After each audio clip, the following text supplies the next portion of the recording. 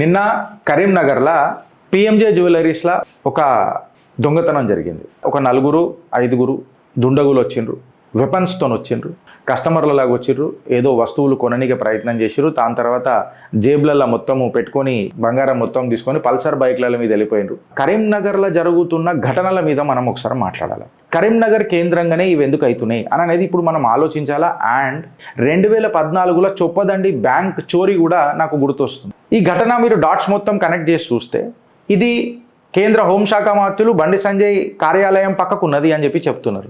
మోదీ గారు 10వ తారీఖు వస్తున్నాడు అనుకుంటా తెలంగాణకు. అక్కడ ఒక బ్రీఫ్ అప్ మీటింగ్ కూడా జరుగుతుంది అని చెప్పి రూమర్స్. కార్యకర్తలు ఎట్లా మన మోదీ గారి సభకు ఎట్లా ఏంది ఏం కథ అనేది ఒక డిస్కషన్ కూడా జరుగుతుంది. అక్కడ జరుగుతున్నప్పుడు ఇగో ఇట్లాంటివి అదే ఏరియాలో జరగడం కూడా చాలా దురదృష్టకరము, కీలకము. డాట్స్ కనెక్ట్ చేసుకుంటూ రావాలా. రేపటి దినము కీలక నాయకుడు అక్కడికి వచ్చినప్పుడు కూడా బ్రీచ్ అయ్యే ఛాన్స్ ఉంటుంది కదా. సో పోలీసులు చాలా అప్రమత్తంగా ఉండాలా, ప్రజలు కూడా చాలా అప్రమత్తంగా ఉండాలా అని అనేది ఒక క్వశ్చన్. ఎందుకు ఉండాలా అప్రమత్తంగా అని అంటే కరీంనగర్లో 2014 నుంచి 2026 వరకు జరిగిన ఘటనలన్నీ చిత్రగుప్త మీ ముంగటికి తీసుకొని వస్తుంది friends. Gautam model school, Sun City branch admissions are open for 2026. No admission fee, free school uniform and also bus transportation available for nursery to 10th class. Hurry up. Address: Sun City branch opposite Kasturba Trust. Limited seats. Contact us now 8121573123 and 8977113123. నిన్న కరీంనగర్లో ఒక దొంగతనం జరిగింది. PMJ జ్యువెలరీస్లో ఒక 4-5 దుండగులు వచ్చిండ్రు, వెపన్స్తో వచ్చిండ్రు. అలా మ్యాగజైన్స్, కార్ట్రిడ్జెస్ ఏమో దొరికినాయి పోలీసు వాళ్ళకు అని కూడా చెప్పిండ్రు. పోలీసులు చాలా సీరియస్గా తీసుకున్నారు. కమిషనర్ ఆఫ్ పోలీస్ ఇంకా డీసీపీ, ఏసీపీ కూడా దాన్ని చాలా సీరియస్గా తీసుకున్నారు. ఫస్ట్ కస్టమర్లలాగా వచ్చిండ్రు. మనం అందరం చూసినాం నిన్న కంప్లీట్గా. కస్టమర్లలాగా వచ్చిండ్రు, ఏదో వస్తువులు కొననీకి ప్రయత్నం చేసిర్రు. దాని తర్వాత జేబులలో మొత్తము పెట్టుకొని వెళ్ళిపోయినరు. బంగారం మొత్తం తీసుకొని పల్సర్ బైక్ల మీద వెళ్ళిపోయినరు. ఎక్కడైతే మన ఈ పిఎంజే జ్యువెలరీస్ ఏదైతే ఉందో మన కేంద్ర హోంశాఖ మంత్రులు బండి సంజయ్ గారి కార్యాలయానికి బాగా దగ్గర ఉన్నది అని చెప్పిండ్రు. ఆయన కూడా ఏమంటారు ఈ సంఘటన స్థలానికి వచ్చిపోయినరు. ఆయన కూడా స్టేట్మెంట్ ఇచ్చిండ్రు. ఎక్సెట్రా ఇదంతా జరిగింది. ఇదంతా జరిగిన తర్వాత అక్కడ క్వశ్చన్స్ ఏమున్నాయనంటే దొంగలకు ఇంతగానం ధైర్యం ఎడికని వచ్చింది అన్నది ఒక పెద్ద క్వశ్చన్ అయిపోయింది ఫ్రెండ్స్. ఎట్లా జస్ట్ ఇమాజిన్ చేయరు మీరు, మాస్క్ లేకుండా లోపలికి వచ్చి కస్టమర్లలాగా బిహేవ్ చేసి ఇంతగానం బంగారం 2-3 కిలోలు ఎంతో దోసుకొని పోయినరు ఎక్సెట్రా అని చెప్తున్నారు. ఒక దొంగనేమో బంగారం తీసేసి నాళలు వేసేసి వెళ్ళిపోయిండు. పక్కకున్న నాళలో పోలీసులు మొత్తం అది మళ్ళీ చూస్తున్నారు అని చెప్పి ఎవరెవరైతే విట్నెస్లు చూసినారో వాళ్ళు చెప్తున్నారు.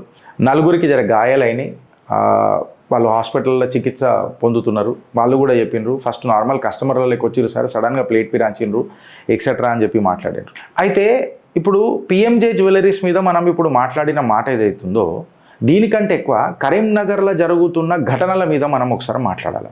ప్రతి ఒక్కడు పిఎంజే జ్యువెలరీస్ మీద జరిగిన ఇష్యూ, చోరీ ఆఫ్ గోల్డ్, క్యాష్ ఇవన్నీ మాట్లాడుతున్నారు. బట్ మనం చిత్రగుప్తులం కదా, నాడి ఏడికని మొదలవుతుంది అని అనేది మనం జర పోవాలి. I'm not trying to be like an investigative journalist, but నేనేమంటున్నా అంటే కరీంనగర్ కేంద్రంగానే ఇవి ఎందుకు అవుతున్నాయి అని అనేది ఇప్పుడు మనం ఆలోచించాలా. అండ్ మళ్ళా రాష్ట్ర పోలీస్ బలగాలు కూడా దీని మీద ఈ రకంగా మనము చర్యలు తీసుకునే ప్రయత్నం చేయాలి. ఎట్లా అంటే ఇది కేవలం పిఎంజే జ్యువెలరీస్ అనేది ఇవాళ వచ్చిన కొత్త దొంగతనం కాదు.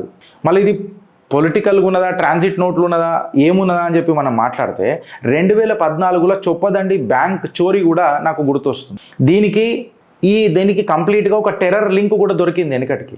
దాని తర్వాత 2026లో పిఎంజే రాబరీ అని అనేది అది కూడా ఏమంటారు పొద్దుగాల దిందహాడే ఈ డకాయిటీ చేసుడు అని అనేది అది కూడా ఫేసులు హైడ్ చేసుకోకుండా వాళ్ళు హిందీ తెలుగులో మాట్లాడుకుంటా షోరూమ్లకు ఎంటర్ అయిపోయి విండోల నుంచి ఎస్కేప్ అయిపోయి ఇంతగానం పకడ్బందీగా చేసిండ్రు అని అంటే ఇది పూరగల్ల మజాక్ అని అంటారా మీరు చెప్పురు నాకు.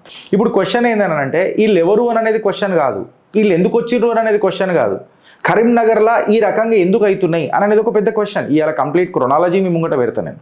ఇప్పుడు లీగల్ క్వశ్చన్ ఏందని అంటే ఆర్ముడ్ ఉన్నారు వాళ్ళు, జ్యువెలరీ షాప్లకి ఎంటర్ అయిన తర్వాత స్టాఫ్ని ఇంజూర్ చేసిరు, తర్వాత ఎస్కేప్ అయిపోయారు. ఈ ఘటన మీరు డాట్స్ మొత్తం కనెక్ట్ చేసి చూస్తే ఇది కేంద్ర హోంశాఖ మంత్రులు బండి సంజయ్ కార్యాలయం పక్కకున్నది అని చెప్పి చెప్తున్నారు.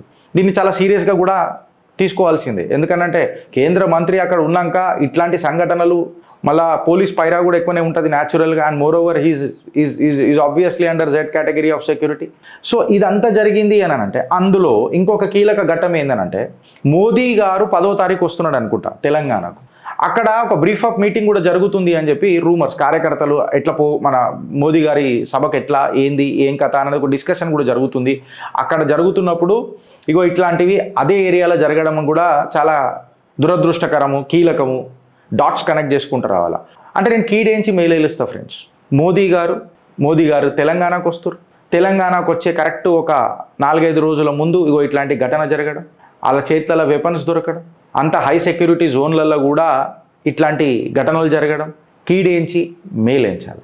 అయితే కీడేంచి మేలేంచాలి ఎందుకు అని చెప్పి మాట్లాడితే ఆబ్వియస్గా ఇంతగానం సెక్యూరిటీ ఏమంటారు బ్రీచ్ అయింది అని అంటే రేపటి దినము కీలక నాయకుడు అక్కడికి వచ్చినప్పుడు కూడా బ్రీచ్ అయ్యే ఛాన్స్ ఉంటుంది కదా. సో పోలీసులు చాలా అప్రమత్తంగా ఉండాలా, ప్రజలు కూడా చాలా అప్రమత్తంగా ఉండాలా అని అనేది ఒక క్వశ్చన్. ఎందుకు ఉండాలా అప్రమత్తంగా అని అంటే కరీంనగర్లో 2014 నుంచి 2026 వరకు జరిగిన ఘటనలన్నీ చిత్రగుప్త మీ ముంగటికి తీసుకొని వస్తుంది ఫ్రెండ్స్.